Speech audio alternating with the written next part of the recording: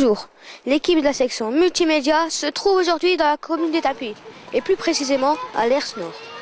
Nous nous trouvons dans la ferme de monsieur et madame Nutin, qui s'est transformée en ferme pédagogique pour accueillir des groupes d'enfants. Bonjour madame Nutin. Bonjour. Depuis quand la ferme pédagogique existe-t-elle? J'ai commencé en 2000 avec place aux enfants et puis à la demande des enfants. J'ai commencé les anniversaires à la ferme et alors j'ai fait la salle pour accueillir les écoles. Quelle formation avez-vous dû suivre pour transformer votre ferme en lieu pédagogique? Étant donné que je suis puéricultrice d'avance, donc j'ai un contact avec les enfants, donc on s'inscrit à l'accueil champêtre et là, eux ils font des formations par après pour dire de rester dans le bain, point de vue activité, tout ce qu'on fait à la ferme, donc les différents ateliers.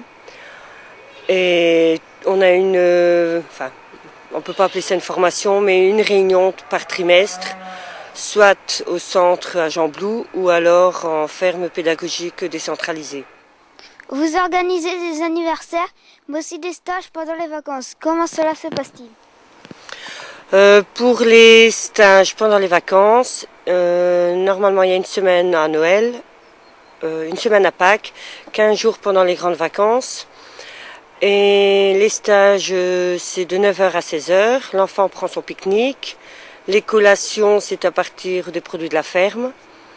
La collation de l'après-midi, l'enfant participe à l'atelier pour la confection soit de crêpes, gâteaux, à partir des produits de la ferme, donc des œufs, du lait. On fait aussi un bricolage, soit nature ou relatif à la ferme. Et alors c'est essentiellement nourrir les animaux, avoir un contact avec les lapins, monter le poney, monter le tracteur, enfin voir ce que c'est la vie de la ferme. On essaye de suivre un thème par jour.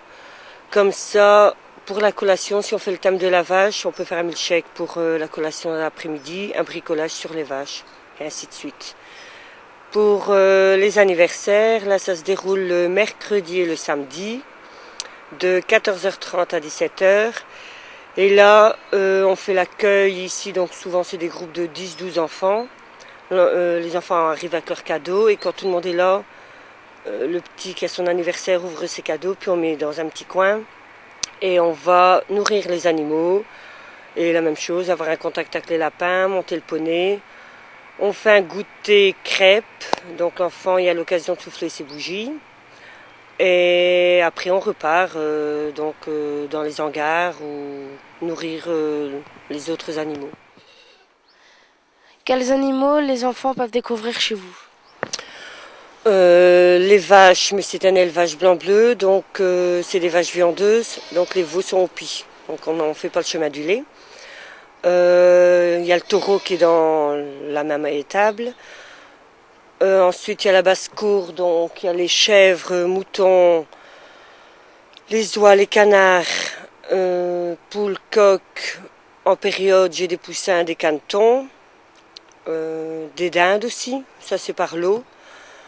Et dans l'hangar, il y a les clapiers avec les lapins, les cochons. Là, on nourrit pas, on regarde et ils peuvent toucher. Les poneys qui sont en prairie.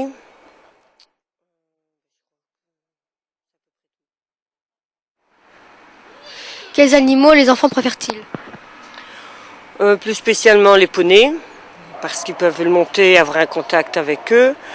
Et aussi les lapins, parce qu'on fait une ronde, on dépose les lapins au milieu, donc c'est les lapins qui vont vers les enfants. Je dirais, c'est surtout ces deux animaux-là. Est-ce que vos activités et vos bâtiments sont contrôlés par une organisation? Oui, donc tantôt je vous ai parlé d'accueil champêtre. Donc c'est eux qui sont un peu à la base. Donc ils viennent voir pour voir si c'est plus ou moins propre quand même. On a aussi, via accueil champêtre, donc un organisme qui passe pour tout ce qui est sécurité. Donc voir s'il n'y a pas trop de matériel dangereux qui traîne autour de la ferme. On est suivi aussi par les pompiers pour avoir des extincteurs quand même dans toutes les pièces.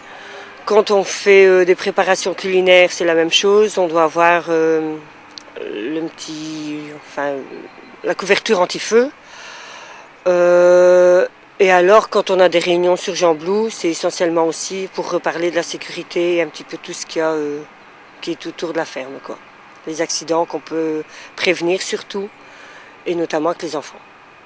Donc je dirais c'est toujours le accueil champêtre qui est en haut et qui nous dirige. Mais nous, on paye une cotisation chez eux aussi, hein. Donc voilà. Avez-vous des nouveaux projets pour le futur? Des projets, il en faut toujours, parce que si on veut que les écoles reviennent, donc il faut trouver des nouvelles choses. Donc différents ateliers, comme ici on parlait avec le potager, donc du potager à la soupe. Actuellement je fais du pain, le chemin du blé, donc les enfants confectionnent un petit pain. On fait aussi le chemin de la betterave, là on fait une tarte au sucre, et avec le chemin du maïs, on arrive au pop-corn. Donc il faut essayer toujours d'améliorer ces différents ateliers et toujours voir plus et mieux, quoi.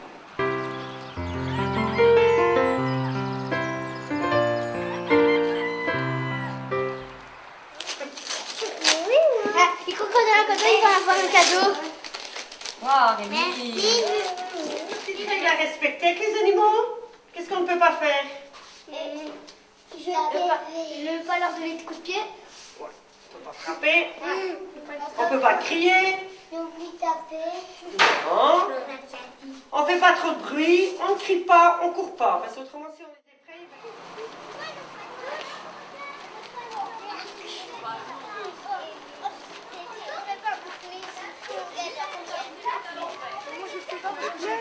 Allez Célia, on peut commencer.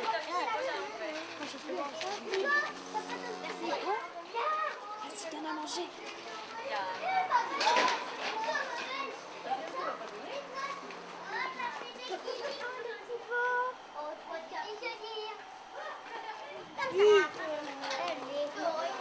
C'est ta peur? Il va fermer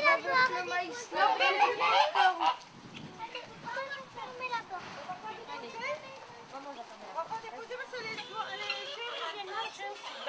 Vas-y Hugo. Ça chatouille, hein. Hugo, t'as déjà donné? Enzo.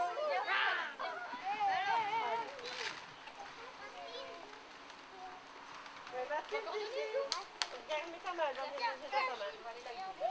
Viens.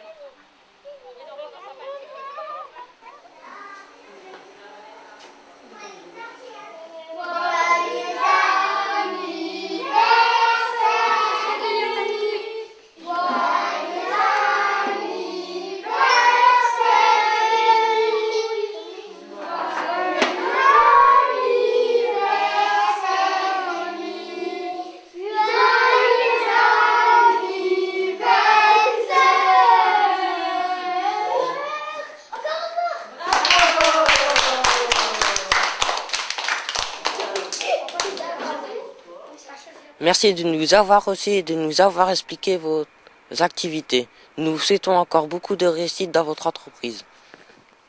Pour contacter Madame Nita, une seule adresse. 6 rue Léon Descamps à l'Ers Nord. Et un seul numéro de téléphone. 056 48 86 81.